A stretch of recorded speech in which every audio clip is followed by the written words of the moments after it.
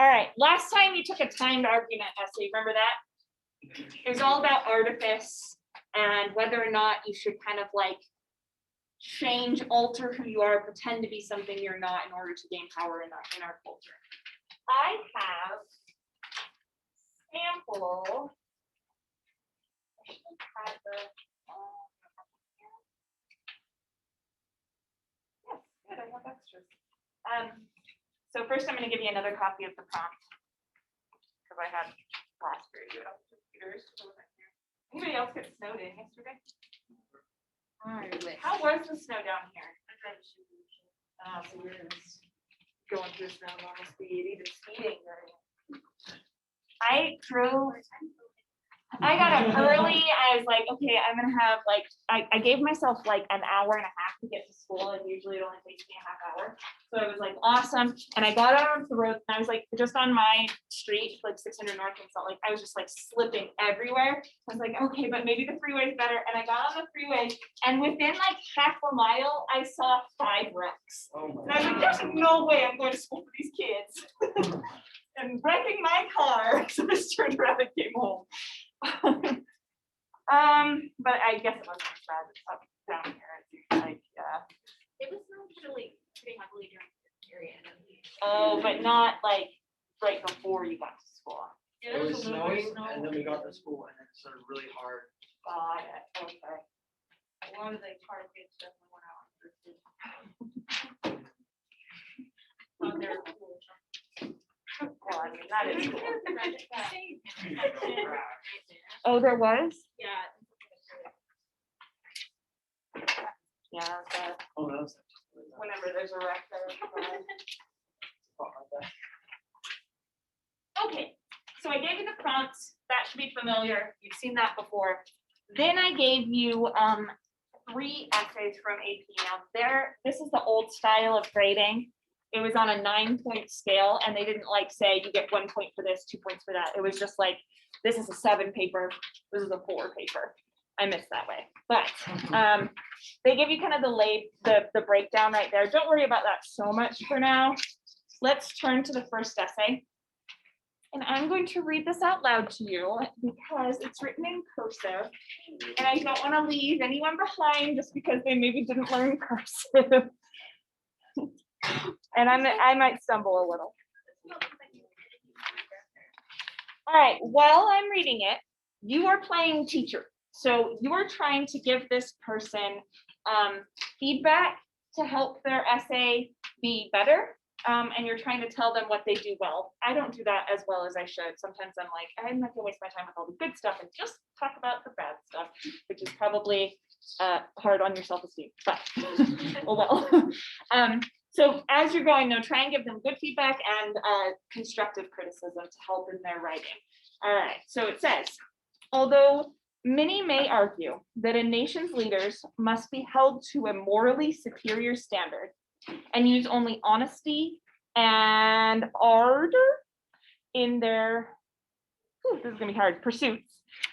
The Machiavellian nature of politicians, the attempt for politicians to seem more ordinary, and the regular attempts to hide scandals prove that artifice is essential on the road to political office. Individuals must employ artifice and create ideal egos in order for society to accept them so as trustworthy and similar to the common man. So I'll give you a second. Comment on that intro. Doesn't work. What is that word? Machiavellian. It's a. They probably read The Prince that year. It's a book by Machiavelli. All right. So give them a comment on their intro and their thesis statement. Let them know what you think of that. Yes, it's all yours. Love. Yes, they would understand that it's Machiavelli. That's true. If they're embarrassed, they're like, oh, that's not good. I hope they know what Machiavelli is. I'm not gonna tell you yet.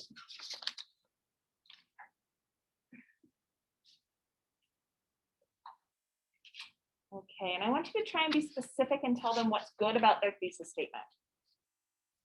And if you think it could use improvement, you can tell them something that they can improve. Their thesis statement is the last sentence of their intro because that's where it should be.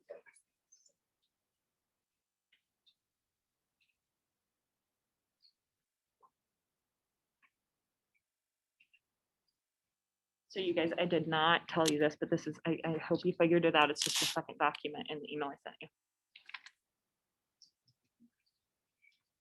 Okay, I'm gonna go on. So as I'm reading, make comments. Throughout history, rulers have utilized countless different methods of achieving power. However, none have been so successful as mastering the art of lying. In his advice to future rulers, Manolo Machiavelli encourages them to lie and maintain the illusion of sympathy to the common struggles in order to retain power. He asserts that it is, what does that say? Imperative for a ruler to appear caring and sympathetic, even if he has no objective but power.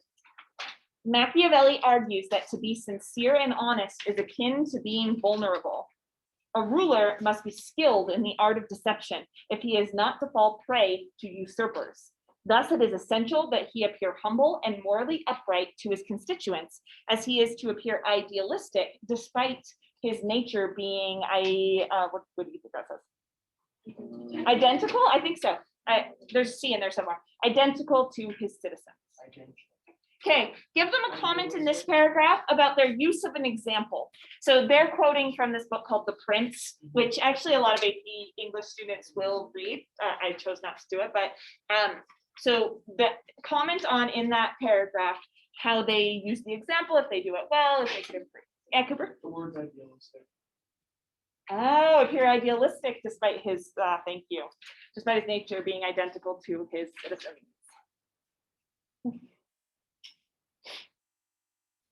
So you're giving them a comment in that paragraph about their use of the example. And don't just write good, tell them what they do well if they use the example well. If you're a good teacher, you try to explain what they do well. So if it was a fluke, they can replicate it. Is AP test going to be written or? It's going to be written.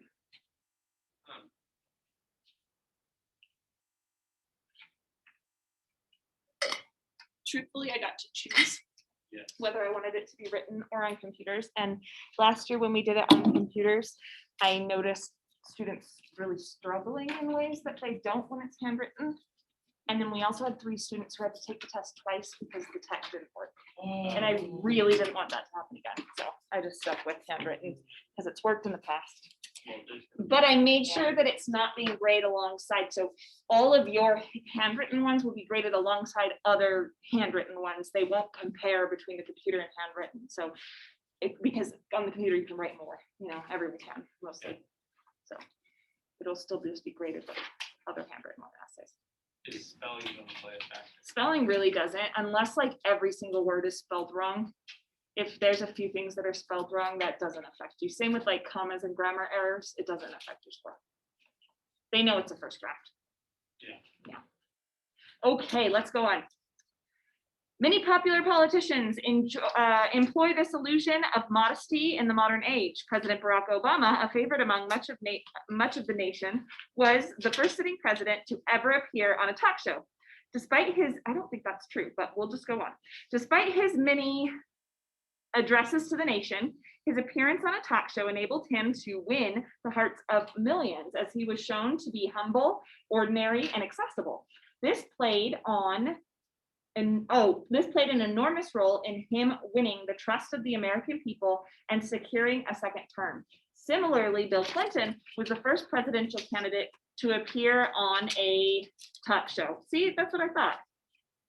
Didn't they just say that twice? Google says Obama was the first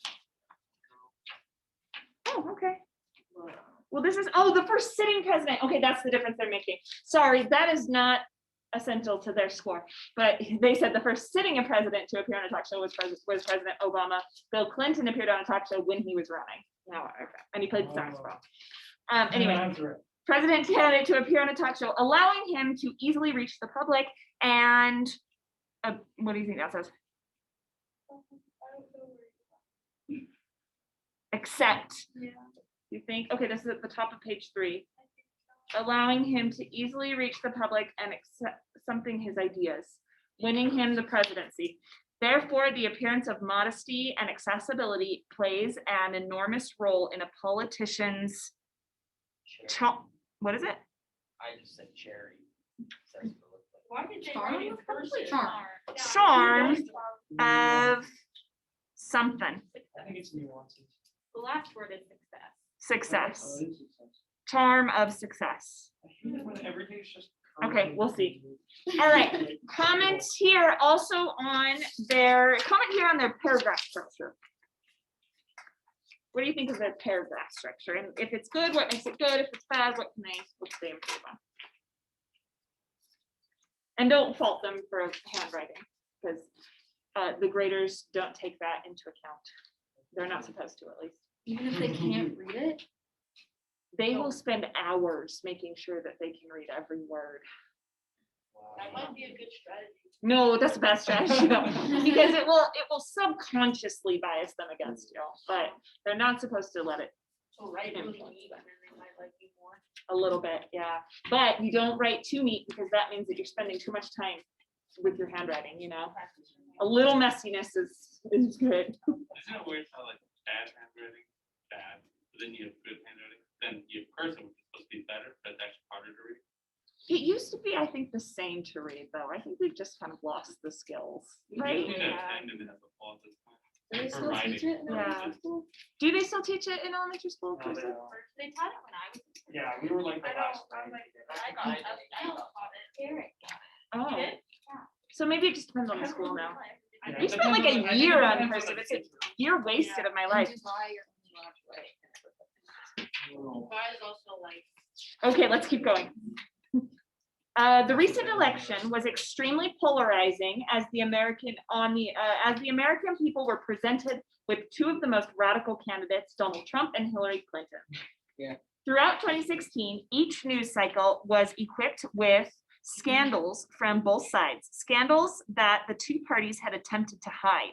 However, despite almost daily accusations against Donald Trump, Hillary Clinton's issue with the deleted emails ultimately resulted in her loss. The truth of the matter is, all politicians have secrets and scandals, but the difference between those who succeed and those who don't is the skill to cover them up. Hillary Clinton was not well versed in the art of deception, though she tried countless times. Actually, that might be true. Whenever she attempted to cover up a scandal, it was tactless and forever painted her as untrustworthy and deceitful, despite the innumerable scandals against Donald Trump as well, resulting in her ultimate loss of the presidency. Thus, a politician cannot simply lie, but must be skilled in that art. He must be willing to go to extreme measures to cover up scandals, because ultimately they will be discovered. Okay, for this one, comment on their topic sentence and their final sentence in the paragraph.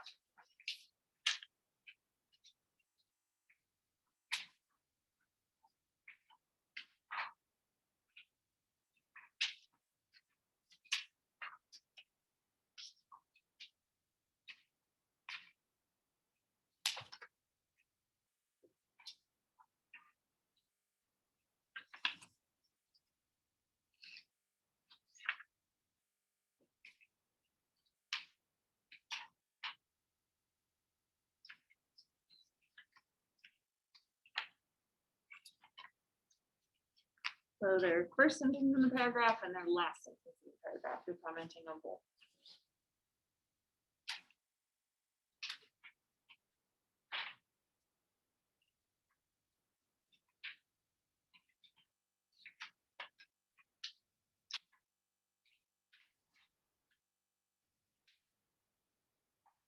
Okay, and then we're going to read this last paragraph. It says, thus, despite the moral superiority we ascribe to politicians and leaders, it is essential for them to employ artifice, as demonstrated by Machiavelli, Barack Obama, and the recent presidential candidates.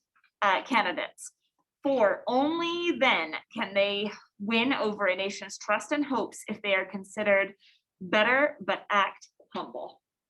All right, we don't need to comment on their conclusion, but at the front of this packet that I gave you, it breaks down the old scoring system. Number 9 was like the very best score you could get. 0.001% of people got 9s. Like it's very rare to get a 9 on an essay. 8 is very, very good. An average, like usually in class was like around a 4. And then a 5 was a little bit better than average. A 6 was like you're going to pass the test. So 6 was like it's a really decent essay. And then 2 is like really bad. 1 is like you didn't write anything at all. And 0, well, 1 would be like you wrote 1 sentence, and 0 would be like you drew a picture. So that's kind of the scale for it. So at the bottom of this essay, why don't you give it a score 1 through 9? It's definitely not a 0.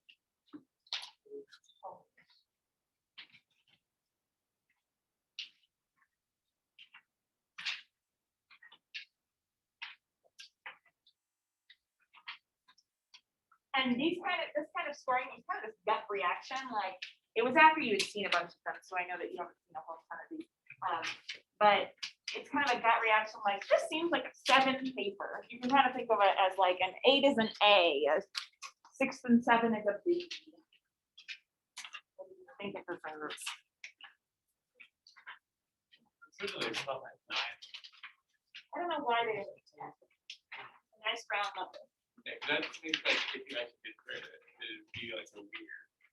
Like if someone got an 8, it wouldn't be 80%, it wouldn't be a B, it'd be right below. So maybe they didn't want it to kind of have that equivalency. Yeah. Yeah. Okay, now I've given you the scoring rubric. This has been on the assignments, but just in case you want a physical copy of it, I've given you the scoring rubric for the argument essays. So let's look at this. You get 1 point for having a thesis, and your thesis needs to be a defensible position, which means your thesis can't be just a statement of fact. Like it can't just be like, I teach at Harriman High School. It has to be an actual argument that you could defend, right? You don't get the point though if the thesis only restates the prompt. So if you just say like on this one, if you just said something like the most essential skill is artifice, then you wouldn't get the point for the thesis. It needs to actually respond to the prompt. So sometimes it'll be like totally off topic and then you won't get that point. Evidence. You can look through that. It's to get 4 on that, provide specific evidence that support all claims, which means that you can't just use one piece of evidence to prove everything in your paper, but you're using different pieces of evidence for each claim. And then it provides commentary, so it explains why your evidence proves your claim. And then row C is the sophistication point, and that's really a gut reaction type thing. Does it seem unique? Is the writing vivid? Do they seem to have control of the English language? Are they saying something that is interesting to the grader? So based on this scale, at the bottom of that same essay, write down what you think they earned, like 131 or something like that, or 141 or 140, however it breaks down.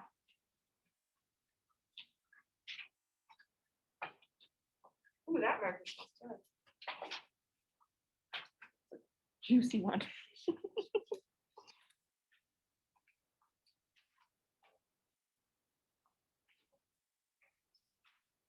Okay, and I just want you to talk to the people around you then about why you gave it full score. So why you gave it the 1 out of 9 score, and then why you broke down the grade the way that you did. Let's just talk about this for 1 minute, maybe 2.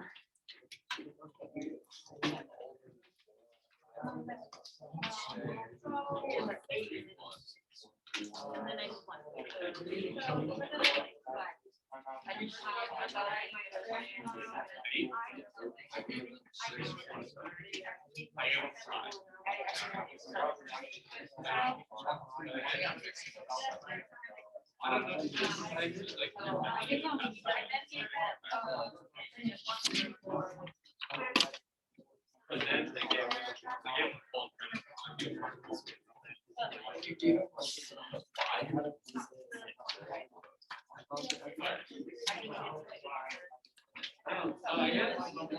I guess you didn't have evidence. for the first paragraph. The first paragraph. You didn't have evidence. But it's still like the first point paragraph.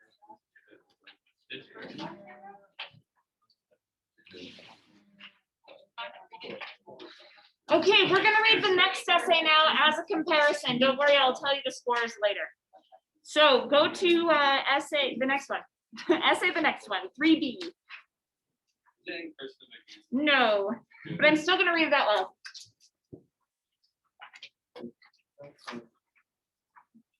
Okay. So follow along, make comments as I go. I'm gonna go a little bit faster with this one, and then instead of having you comment along the way, I'm gonna have you do a little write-up at the end. So, the American people love a good story, whether it be true or not. If a politician can weave a good story that tugs on people's heartstrings, they are practically guaranteed a win, which is why Chris Hedges' argument that the most essential skill is artifice is true. To use a recent example, in last year's presidential election, Donald Trump gathered mass support by proclaiming that he was not the typical politician. He was a man of the people, a homegrown American that just wanted to make America great again. He used the old Reagan campaign slogan to create an even bigger name for himself and get enough support to carry him into the White House. People connected to him because of his practically non-existent political ties and believed in his message of direction for our country. Finally, there was someone the everyday person could relate to and trust enough to let him lead them. Evidence of using artifice isn't just found in elections, but also in literature.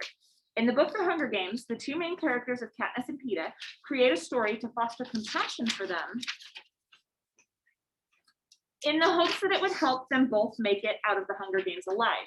The plan works, and they are sent medicine and other help throughout the games, making it out in the end both alive. They made their audience believe they were in love, angering the game makers while drawing sympathy from the crowds of people that watched the games. In the next book, Catching Fire, they took it even further by implying that Katniss is pregnant, again using a false story to reach their desired outcome. People believed it, of course, and it worked to their advantage. Politics has always been known as a platform for lies and storytelling, yet people believe those lies and revel in the ingenuity of their storytelling, always hoping that their lies are actually truths and their stories more fact than fiction. They choose to give politicians the benefit of the doubt and believe it if it sounds good or right or whatever they want to believe, because Americans have always been a sucker for a pretty face and a good story. That's it, right? Yeah. Okay. So at the bottom of that, you don't have much space on this one, right, Small? At the bottom, I want you to give them a little summary. You know the way some teachers do where like they don't comment much on the paper, but then they give you a long comment at the end that sort of sums up all their thoughts. I want you to give them a good summary at the end and then grade their paper. So give them a point on a 1 to 9 scale and give them the breakdown of points.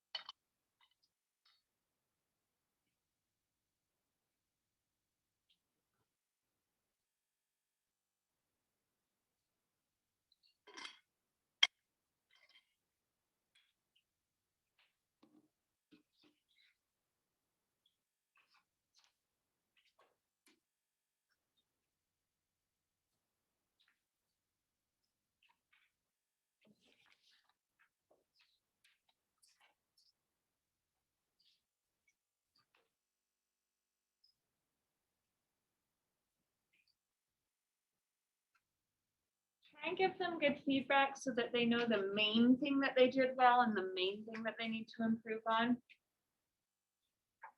when you write your summary at the end.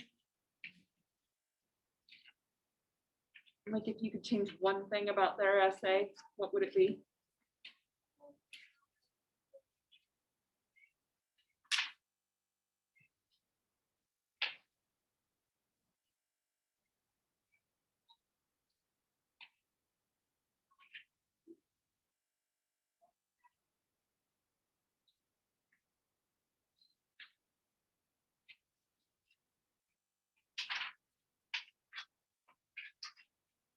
Okay, now I want you to discuss together what you said in their comment and what scores you gave them for about a minute. Go ahead. I give it a 0.0. What? I just restate things.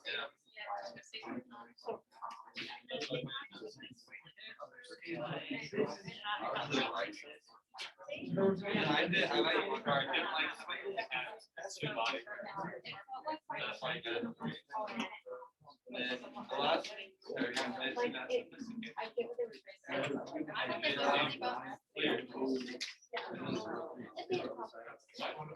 Yeah.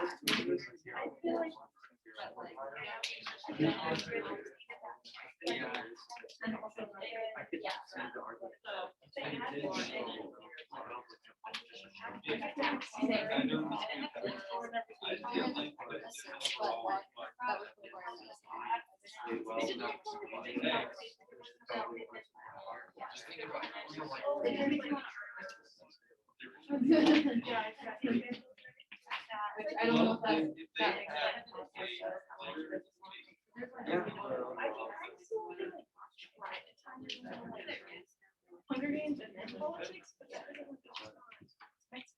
Okay, now let's do the last essay. This is the lowest scoring essay in the bunch. But I think we can learn from it a little bit. So I'm going to read this one to you. Most Americans would agree the politicians lie to get into office, which is a prime example that the essential skills are artificial. Politicians will say almost anything to get into office, whether it be creating a wall or breaking the glass ceiling. People have come to expect this, making it a part of our culture in America. Another example would be actors on red carpets or at interviews. They sound generous and relatable, but in reality, they could be selfish people who don't care about anyone. To the public, they act charming, honest, and sincere. They do this so that they can get famous and rich. They do this so that they will never get ignored. Personally, we have all done this. We make up fake stories to impress someone, or we only I don't know, compensate? Or we overcompensate. There we go. On a job application. Why do we do this? We do this to get a job or a raise. We do this to get a date or a new friend. We do this to get ahead in life, to make sure we are always better than the person beside us. All these examples show us how our essential skills are artificial.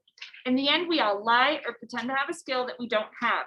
Sure, there are people who would never lie, but look around. Humans started lying since the start with Adam and Eve, which leaves us proof that all our skills are fake. Okay, so I think that's a little bit of something, yeah. At the end here, though, what I want to really work on today and discuss a little bit is examples and how to use our examples. So at the end, I want you to give them feedback about how to make their use of examples better. And I know there's a lot of things that they could improve on in this essay, but let's specifically focus on that.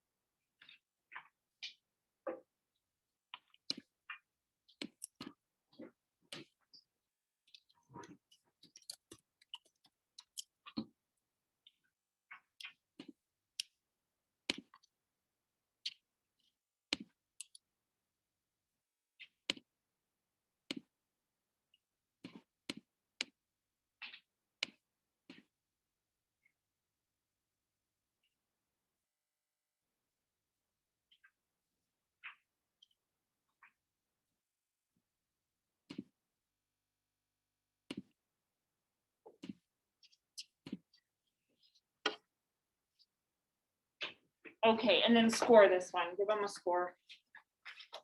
Well, from the 9 point and the breakdown rubric.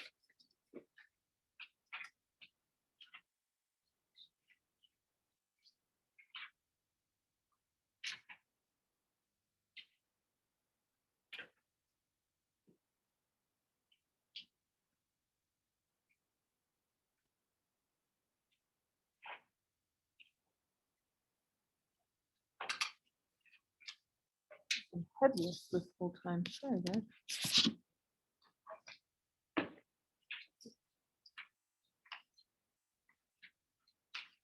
Okay, let's talk about all three essays now together. So the first one is obviously the highest scoring essay. Let's talk about this on a 9-point scale. How many of you guys gave it a 9? How many gave it an 8? 7? 6? 5? 4?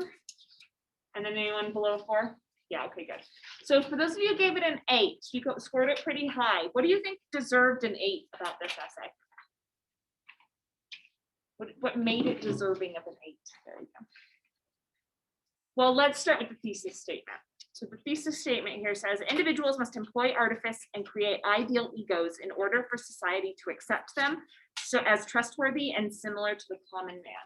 What works well about that thesis? First of all, yeah, the language choice is good. They sound competent, right? But actually the content of the thesis, what works well about it? Cooper? It does a good job setting up what they're gonna write and what they're going to talk about without actually saying what they're gonna talk about. It kind of says, this is why, I'll explain how in the next paragraph. Perfect. So they're not listing their examples and saying Barack Obama, Machiavelli, Donald Trump in the actual thesis statement, right? But they still give, like Cooper said, they still give the direction of their paper by providing a claim and a reason. The claim here is about what individuals must do. And then they say the reason for that is because they need people to think that they're trustworthy and similar to the common man. Right? So they provide both sides of that thesis statement. And what really works here, and this is the only essay in this bunch that has a good thesis statement, right?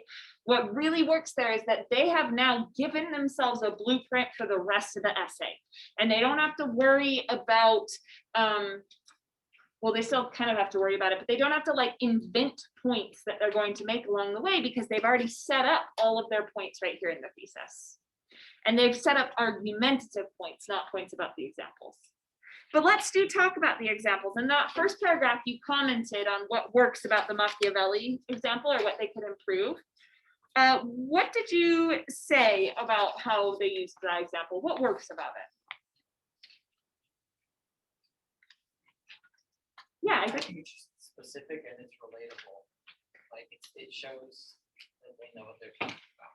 okay, good. So a couple things there, right? The specificity of it, the fact that they didn't just say Machiavelli proves this, and so moving on, I'm right, you know, but they actually give details from it. That gives them an idea of competence, I think. Christiane? The common man, just that phrase right there, shows that like they understand what they're talking about. Why do you think, where is that? At the very end. Very end, sorry. Oh, you're talking about the thesis? Yeah. Oh, okay, yeah. That idea of the common man, why do you feel like that gives them an idea of like credibility? Like it was a term that started with the Great Depression, and so just using that, I don't know, it just sounded like a good term. Yeah, I think one thing that really works there is that they're not relying too much on the prompt itself too, so that they can like they're bringing their own kind of take on this, and the common man is a good direction to go with it. Yeah. Okay, Cooper? The fact that it went into what Machiavellianism is a little bit, just so that it gives them that, oh, this is what they're talking about. Yeah. They know what they're talking about. It's not just Machiavellianism, this. and Yeah. leaving. It's explaining that it's the appearing as competent in that, but also showing them that you're vulnerable so that they believe you and they relate to you. Excellent. So it's not just like the very basic quality of Machiavelli lying, right? But it is this specific quality of how and why Machiavelli lied that makes it such a good example for this point. Honestly, I think this person probably saw this prompt and was like, yes, we read Machiavelli this year. Like, I'm going to be able to talk about this in detail, right? They built their argument around that one example, which is totally a legitimate thing to do. But I also think what works about this is they know their audience. And when you write these argument essays, you are assuming that your audience is slightly more educated than you, which they will be. There'll be people with bachelor's degrees, maybe master's degrees, but probably bachelor's degrees that are grading your paper. So they have 1 degree more than you, right? I guess you don't have a high school degree yet. But they're not experts. They haven't read every single thing in the world. They haven't, maybe some of them have not read Machiavelli. They've heard of it, I'm guessing, but they haven't read it. So this person is giving them enough detail to help them along the way so that even if you haven't read Machiavelli and you haven't read The Prince, you know what they're talking about, right? Has anybody in here read The Prince? But you get what they're saying. Okay, look at the topic sentence too. Throughout history, rulers have utilized countless different methods of achieving power. However, none have been so successful as mastering the art of lying. Did I read that right? I actually don't love that topic sentence. Ignore it. Let's move on. All right. Tell me. There we go. I like the topic sentence of the next paragraph where it says, many popular politicians employ this illusion of modesty in the modern age. Notice how that topic sentence transitions between the idea before, that it's this older text, into a more contemporary example. And it says that I'm going to be talking about the way that this person uses modesty, so that it narrows the topic in the next paragraph. Is there anything else in this essay that this person did well that you want to point out why it might deserve an 8? Okay, for those of you who said it deserves a 6, lower, why did you feel like it deserved a 6? Not quite as good as an 8. What could it improve? Oh, I know there were a bunch of you that raised your hands.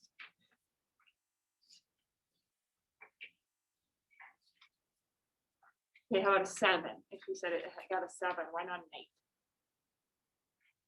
Yeah, Emily? So like they have a very good example. Yeah. I think in why they connect to the argument. Yeah. Because, most of, I think it was, yeah, it was the poem from the Yeah. paragraph. I don't feel like that one connected. The prior paragraph did. This is what happened. And didn't Yeah. explain how that connected to the argument. So that's why. I absolutely agree with you. I think that's the weak point of this essay. I think they've organized the first 2 body paragraphs according to the parts of their argument, and then their last body paragraph, they seem to just say, and here's another example too of artifice. And I think you're right. Okay, let's talk about the middle scoring essay. All right, how many people gave this one? Look at your score first. Nicole. So on the 9-point scale, how many of you guys gave this one a 9, an 8, a 7, a 6, a 5, 4, 3, 2, and 1? Okay, good. Okay, so this one did not do quite as well. One of the major things about this one is the lack of the thesis statement, right? I pointed out that you can't get that thesis point if you just repeat what that person said. They do have a claim here though. They say the most essential skill is artifice, and that is true, but what is missing in their thesis statement? Yeah, the why of it, the reason of it. Like, why is it true? What's the effect of artifice? Why would somebody reach for artifice? Like, etc. So because of that, the rest of the paper really struggles to find its structure, because all they have is a claim. And so they kind of tend to just prove their claim using many different examples. This isn't a bad essay. And in fact, the examples that they use are pretty good. What do you think of the Hunger Game example, by the way? Yeah, Christian. Would have been better if they used no, because this is talking about politics. Oh, interesting. So instead of the artifice of Katniss and Peeta, snow could have been a better example for that. But you didn't have qualms with them using something from the Hunger Games. Yeah. Okay. Yeah. I felt like it was like just a little bit irrelevant because it wasn't really talking about politics. Okay. And maybe that's because they didn't give a clear enough reason to their thesis, because the thesis wouldn't have to be about politics, if I'm remembering correctly. Yeah, it doesn't have to be about politics, right? And they could have set that up in their thesis, but because they didn't, it feels like not the best example. Okay. Let me tell you about using popular culture for these essays. It is perfectly legitimate. I think Katniss and Peeta, like, if they had done their thesis right, I think that it could be a really good example for this argument. I mean, in this way that they create this fake life so that people support them. I like that a lot. But you got to talk about it in academic language. And the way to do that with this is it's edifice that, yeah, it's found in literature, but that doesn't really prove that that is the essential skill, right? Like, just because it's in a popular book does not make that true. So the way that you could talk about popular culture, things like, I think someone in this class or another class talked about Pocahontas, I can't remember. It must have been the other class.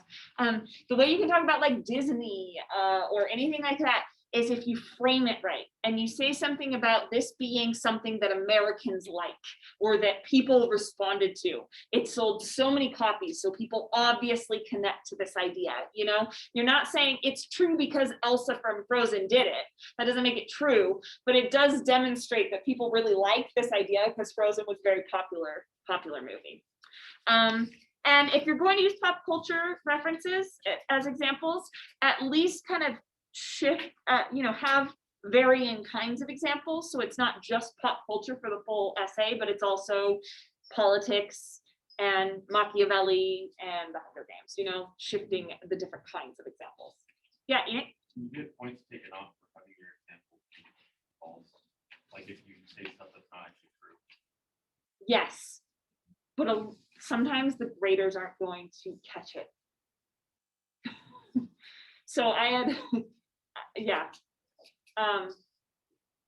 Especially if it's about you, if you're inventing a story about yourself to fit with it, and you're using a personal example, they're never gonna know if it's true or not. So go ahead and lie, But if it's something like pop culture, is this Hunger Games thing, is it not true? No. Oh, but let's say they mentioned something from Hunger Games that was actually false. Yeah, I think that would get them in trouble. Let's say it was the Barack Obama thing and maybe he wasn't the first sitting president. They're not going to take points off for that. But I don't think they would know or even think to fact check it. Yeah. Okay. Anything else you want to say about that essay that doesn't quite work or that they do well? Yeah, Ben. Are you gonna get docked from the test for only having 2 body paragraphs? No, not necessarily. Not if you cover all the points you need to cover. Yeah. But you will notice when you look at these sample essays, it's always the longer essays that get higher scores. Yeah, because they try and give you topics that are complex enough that they need a little bit longer to explain. Cooper? It feels like it's a 5-paragraph essay Yeah, why does it feel like that? because it is. Because, well, they've set it up to be like Yeah. example, right? Is it a 5-paragraph? 1, 2, 3, it's a 4-paragraph, right? Close. Okay, yeah, And then include a rebuttal. right. But yeah, it just feels like that very basic level. This is what an argument to the essay is. There's not much going beyond that. It's just, here's the format. I'm going to follow this format strictly. Mhm. Here's the essay. It's Yeah. not explaining your entire thought process out of it. I completely agree. It feels like they're trying to fit their ideas into another format instead of it's almost like when you're a writer, you have to invent the form every time, right? There is no strict format. And so you always have to kind of explain your thought process in a new way every single time. Tiana? Do you have to have a conclusion? If you don't have the conclusion, you won't get a sophistication point. That's the only thing they use the conclusion for. I will say though, your conclusion is probably your least important one. If you have a 2-sentence conclusion, that's good. It's just a conclusion that kind of says, this is why my argument's important in the long run. Yeah, good question. Okay, and this last one, we don't totally need to talk about it. Let me tell you the scores now. Turn these out. Have them forever. For your reference.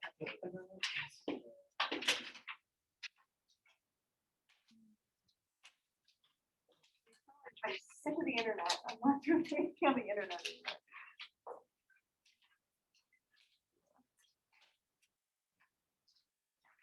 Don't you have a copy of the principal answer? Yeah, for sure. And it's in the public domain, so there's free copies on it.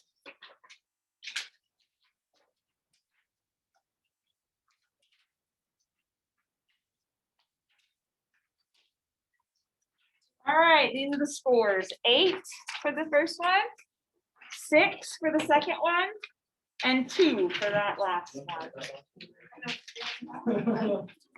So I think with the new rubric, my general feeling is that this would transfer to 6, 4, and 1. That would be my guess. Maybe 6, 4, and 2, but yeah. Okay, so look, I want you just to read, why don't you read it for the one for 3B, the one that scored a 6? Just read the description of why it scored a 6.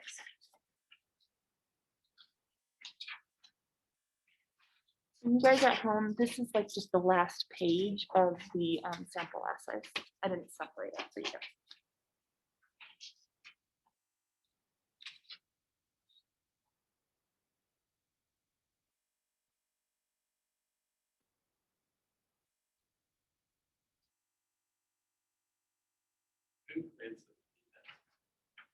The college board, a big group of people. They college students, right? Oh, who grades? Yeah. Oh, sorry, I thought you said creates. No, it's AP English teachers. You have to teach it for 3 years and then you can apply to be a grader. Why would you want to do grade? You get paid said that. like $12 an hour or something. I would never do that, but it can be like useful information when you see that many essays and you hear everybody's justifications for why things get scores. It might make you a better AP teacher. Yeah, Andrews does it. Oh, does he? He does it for you. I should do it. I'm just lazy. That's what I'm saying. And I'm smarter than all those people anyway. I'm just kidding. I'm joking. I really am just lazy. Okay. All right. So did you see like the detail that they give there? They're commenting on the specific examples. They're saying how it lines up. They talk about the organization. Do you see how Cooper's comment comes into it where it says allows for an adequate but not fully effective level of development? That's that 5-paragraph type of feel to it. It's adequate, but it's not interesting, you know? Okay, so now I am going to give you sample essays from this class. They're anonymous. I just typed them up. I kind of randomly chose from the stack. So, you know, it doesn't have, it's not like this one where there's a high, medium, and low scoring one. And you guys are going to read each other's work and see if you can do the same kind of analysis on that when it's your answer. I feel like I feel like- I'm really afraid. Yeah. They're anonymous, but Now I'm scared. I'm just like, here's the Look at my three. Oh. Looks like a little- I know, I know, I'm like, You're gonna say why your essay is the best in the bunch. I'm assuming. I don't even know what my essay was. I'm working on it. Staple stuff together. You won't recognize it. Completely forgot my lesson time. No, not the first one. Okay, mine's not in here. I can laugh. Oh, mine's not in here. I know. Well, don't say that out loud because the process of elimination will figure out whose it Mine is. is- There is a one in maybe like 20 chance. Oh, I already know this one. Okay. So how do I want to do this?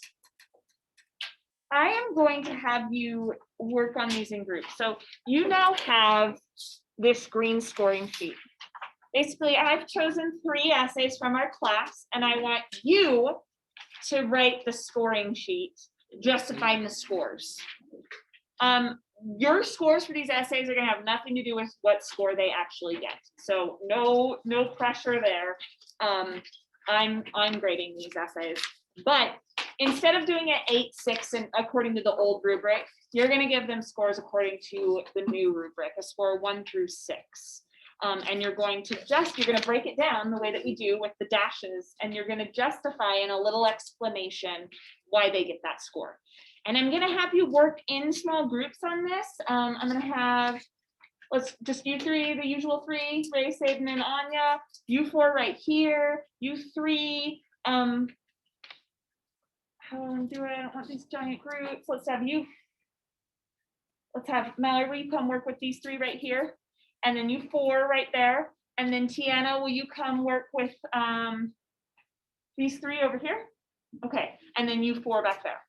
Okay, cool. So you can move your desk if you want to. You can decide how you're gonna do this. You can just read it quietly and then discuss, or you can read it out loud. But by the end of class, I want 3, probably a little shorter than this, but 3 explanations for why you're giving the scores that you give. Just have one person type it up in a Google Doc. Was that your question? Perfect. One person type it up in a Google Doc. Okay, awesome. Collaborate. Oh, one thing, don't divide the essays so that one person reads one and the other person reads another. Everyone in the group read all 3 essays and discuss. Okay. Okay, so you guys at home, you're just on your own for this. But I sent you, it's the link, the Google Doc link. And you are just going to write up a short explanation for each essay about why it got the score it got. And that's all we're doing for the day. So if you want to log off at this point, you could, or you could stick around if you want to ask questions or anything like that.